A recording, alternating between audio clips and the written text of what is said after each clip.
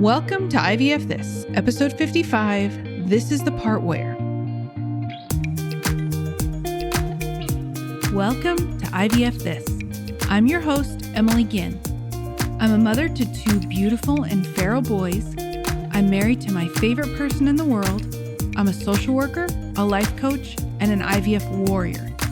I'm here to teach you how to manage your mind and emotions during your IVF journey, to break free from anxiety and regain control of your life, even in the midst of infertility. I'm going to teach you to say IVF this to how we think about, talk about, and experience infertility. Let's go. Hello, my beautiful friends. I hope you're doing so well today. I know that many of us are gearing up for the holidays that are coming at us full speed ahead. Really. I mean, there's no stopping them. And I just want you to know that as this year is winding down, my brain is producing all kinds of chatter from the drunk asshole that's in there. Oh yes, friends, it happens to me too. I've had a lot of anxiety recently, like more than my usual baseline. I haven't really felt motivated to do much of anything. And honestly, I haven't felt well overall. Seems like we've had back-to-back illnesses in our house for the past like 6-ish weeks. So we've got to remember, this is the first fall, winter-ish season in 18 months where we are not actively masking for most things. Now, I still mask if we're out and about and I'm not feeling well. And there's some other examples too, but kind of as a society, certainly in the US, people are not as strict about masking. And so all of the bugs and colds and viruses and stuff that we didn't have for 18 months, kind of rearing their ugly heads everywhere. I recently went to the doctor to get a steroid shot. Some of you may know that I have kind of touchy asthma. Been hospitalized several times for it, and colds are one of the things that can really set me back with an exacerbation. And normally I have to take anywhere from a 12 to an 18-day steroid taper, which if you've ever had the misfortune of taking steroids, they cause some pretty unpleasant side effects. But the upside is that they keep me breathing. So I guess in a side-by-side comparison, they do kind of have their advantages. Anyway, because I'm pregnant, I cannot take the steroid taper unless it is a life-threatening situation. Because one of the many unpleasant side effects of steroids is that it really raises your blood pressure. So my only option right now is to get a single-dose steroid shot and do a lot of breathing treatments, take a cough syrup, and just try to manage my symptoms as much as possible to avoid a full-blown exacerbation. So I have a lot of chatter in my head about this, about my asthma in general, over which the last few years, I'm just going to be honest, it's been kind of a salty bitch about how often I have to go to the doctor, either my primary care doctor or my pulmonologist, which is a lung specialist, how much medication I have to take, how much I hate the albuterol, the coughing, and just feeling like crap in general. And I'm sure each of you can relate to that. Maybe it's not asthma. Maybe it's something else. The endless doctor's appointments with IVF, or even just the workup to get to IVF, the months of waiting. Maybe you have another chronic condition that you're also managing. Maybe it's family, right? Maybe you've spent a lot of time with family during the holiday season and you don't quite find the support and such that you hope for. And so you really don't enjoy or feel good about spending time with your family. Maybe it's your job or a specific aspect of your job. Whatever it is, we've all got something or a few somethings. So whatever it is, the tool that I'm going to teach you today can be applied to it. Now, let me start by saying this tool is not about forced gratitude, toxic positivity, minimization. It's not some silver lining BS. And most importantly, this is not a self-help tool to use to weaponize against yourself. You know, that's not what I'm about, and that's not what this is about. The tool, which we conveniently call, this is the part where, it's a phrase, this is the part where, and it's an acceptance technique. So here's the thing. Most of us are accidentally creating suffering on top of our own grief that we don't even know it's optional. We're doing it in those moments where life kind of falls short of our expectations, when other people aren't behaving the way we want them to do. We don't like how they've behaved, or we don't like how we've behaved, or when something just isn't going according to plan. Maybe we're experiencing a negative emotion, or maybe an old belief pops up that we no longer want to think about. So when I'm having the full human experience that I'm not enjoying, like right now, when I'm feeling that, whatever those negative emotions are, my brain, of course, tells me that something has gone wrong. My brain is really sure that it's not supposed to be like this. My brain is like, you're an otherwise healthy 37-year-old that takes pretty good care of yourself, so this shouldn't be happening. This is actually something that I coach on and talk about all the time, which is that this assumption that if you're feeling a negative emotion, something has gone wrong. It's not supposed to be there, which makes us so fixated on getting away from it and trying to control something or somebody else to make them change it or to make it change. It's such a relief to accept it and to just allow that being a human is going to involve negative emotion.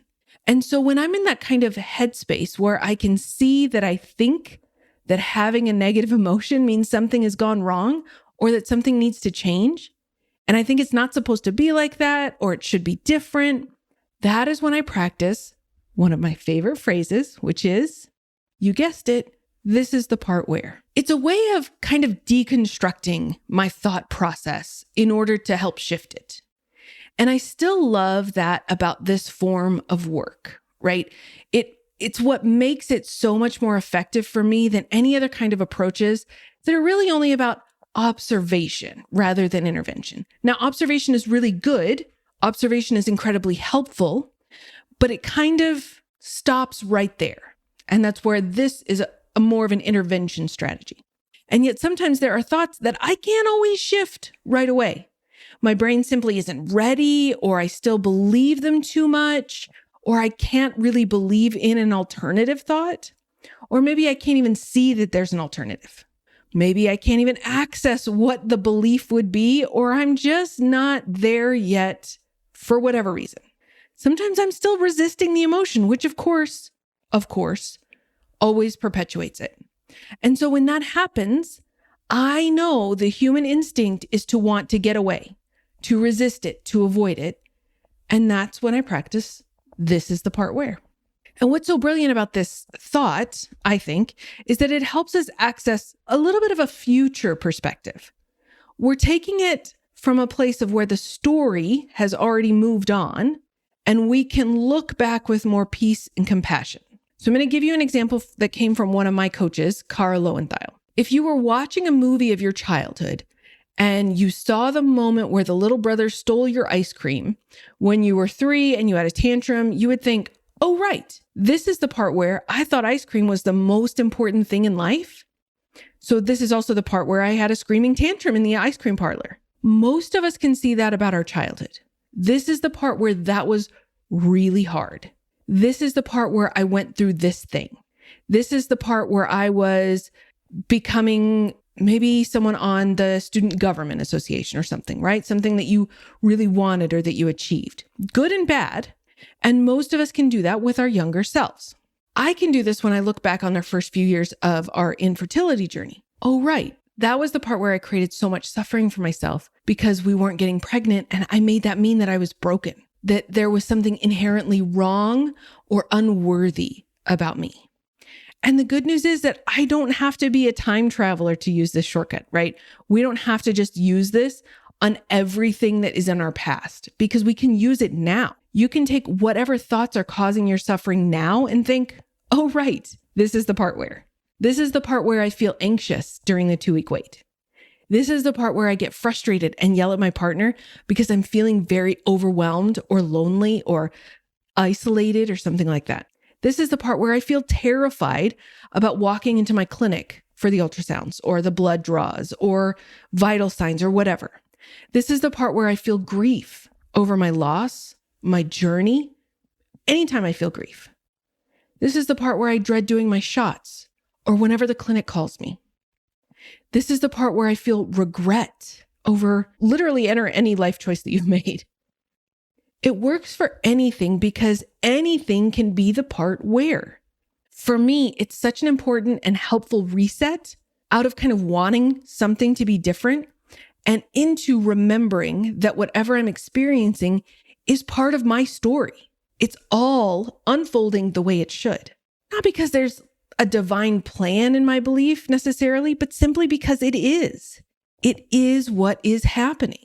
This is the part where I feel this way. Whatever I'm feeling, whatever I'm thinking, whatever is happening is the part where that happened. This is the part where I had those thoughts. This is the part where it feels this way. It's not an aberration. It's not a mistake. It doesn't mean, say, that the plot has taken the wrong turn. It's just part of the story. I enjoyed the part of the story where I felt amazing. The part where it's great. And now it's this part of the story where I don't feel amazing. And that's okay too, because the story always changes. Because really, what is a story? A story always has this dramatic arc to it, right?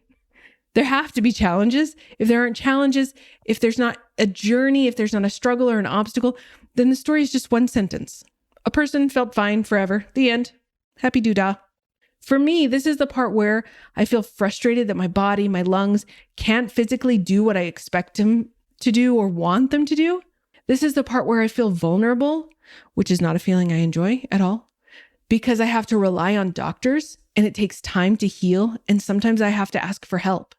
Now, do you see with that, there's no pie in the sky, rainbows, blissfully positive statement there.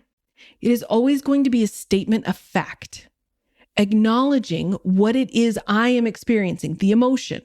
Remember, I called it an acceptance tool. And that's the most important thing to remember. An acceptance tool doesn't mean that I'm suddenly over the moon excited about going to the doctor for taking medication that I dislike, or that I'm suddenly super comfortable asking for help. It just means that I'm accepting that when this happens, I will more than likely feel this and do this, and I can accept that. So whatever is happening in your life, in your story, whatever thoughts you're thinking and feelings you're having, it's okay. When we watch a movie or read a book, we don't assume that the protagonist just will feel the same forever and nothing will ever change, and then they die. We know that that wouldn't be a story. We know that there will be a part where this is happening, and then there will be a part where the other thing is happening, and then they will be transformed and the journey will continue. And the same is true for you. This is the part where. It's all just the part where. This is the part where you will love and lose. This is the part where you will risk something and fail. This is the part where you are about to succeed and you just didn't know it yet. This is the part where you fell apart. And this is the part where you put yourself back together. It's all part of your story. And the story isn't over until you are. So when you're struggling this week or this month or this year or whenever, when you're resisting your reality, when you're resisting your truth, when you're resisting your own thoughts and your own feelings, when you want something or everything to be different, I want you to take a deep breath and remind yourself, this is the part where it is this way, and that's okay. So that is my hope for each of you. And this is what I have for you this week. Have a beautiful week, and I will talk to you soon.